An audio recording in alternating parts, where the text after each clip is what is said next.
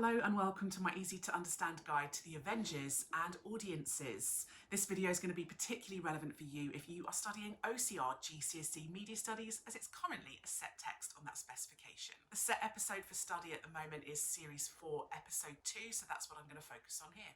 The show is very similar in style, narrative and genre to James Bond films, which were becoming increasingly popular at the time. And this would have really helped to target those fans of Bond movies. The use of the fight sequences, the use of the storylines about kind of defending Britain from villains, antagonists. That also would have helped to target those quite patriotic British audiences, particularly in that post-Second World War period, where people felt very protective of Britain. Obviously, in a post-Second World War period and in a time where there was lots of issues to do with the kind of Cold War, fears about other countries, there was lots of news articles, things in the news at the time in the 60s about espionage, about foreign villains and enemies. And so this show might have seemed quite relatable to a lot of audiences. They would have been used to seeing this kind of narrative in their real news, so seeing it in their fiction programmes as well would have been interesting to them. And it may also have offered them a degree of information and education about how the British crime system worked, about the British spies, about espionage and about conflict with different enemies. It was broadcast in a really prime time TV slot on ITV on Saturday night at 9:05, and that meant that it would have hit that very mainstream family audience. Although the fact that it was on after 9 o'clock means that it was more likely to be watched by adults. And actually, because of the levels of violence in the show, which were considered quite adult at the time, it definitely would have been more aimed at adults than children. There's quite an enigmatic opening sequence that's designed to hook audiences in quite quickly, with this idea of a grave being dug and a mysterious item coming up through the freshly put on soil. Creates lots of unanswered questions for audiences about what is going on. And there's lots of mysterious elements as well that are part of the narrative later on. So lots of elements where they're having to hide from people and sneak around and look for clues. And audiences would find that quite exciting.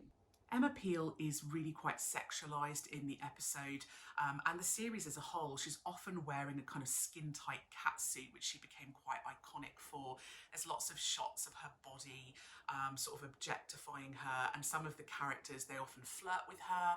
So this kind of representation would have appealed to that kind of heterosexual male audience. The flirtatious relationship between Emma Peel and John Steed was quite appealing for an audience as well. Whereas Steed would have offered them this quite strong, traditional, patriarchal role model, someone that audiences could look up to. Men would have found him quite relatable. The fact that he was in charge, that he was given such power and status and was respected, would have been something they would have enjoyed, but also they would have found familiar, because that's what life was often like for men in the 1960s. Women, on the other hand, would have potentially been able to see Emma Peel as a bit of a progressive role model. The fact that she was kind of youthful, quite modern, independent. She's a martial arts fighter. She's represented as very clever.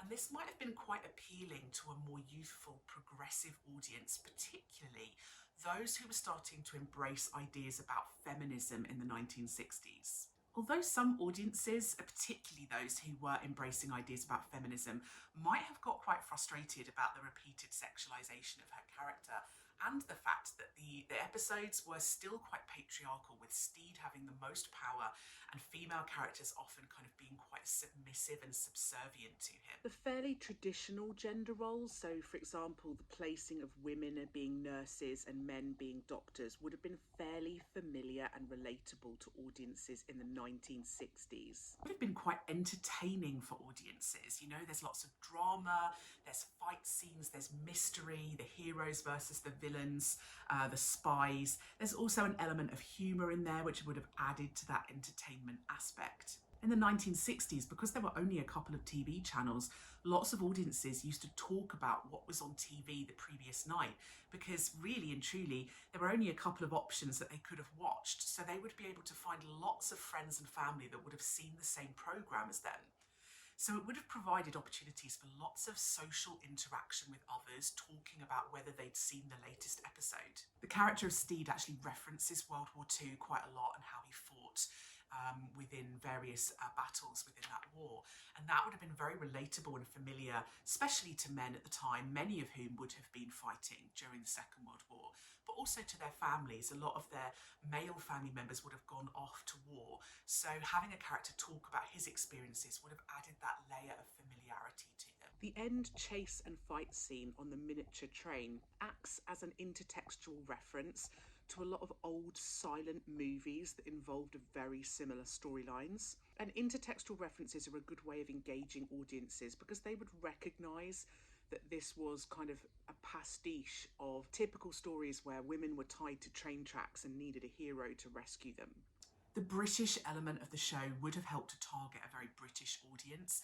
So the use of the bowler hat and the cane and the very kind of upper class RP accents would have really helped to target a British audience, but also, I guess, helped to target a global audience as well, because that kind of representation of Britain and British people is quite popular abroad.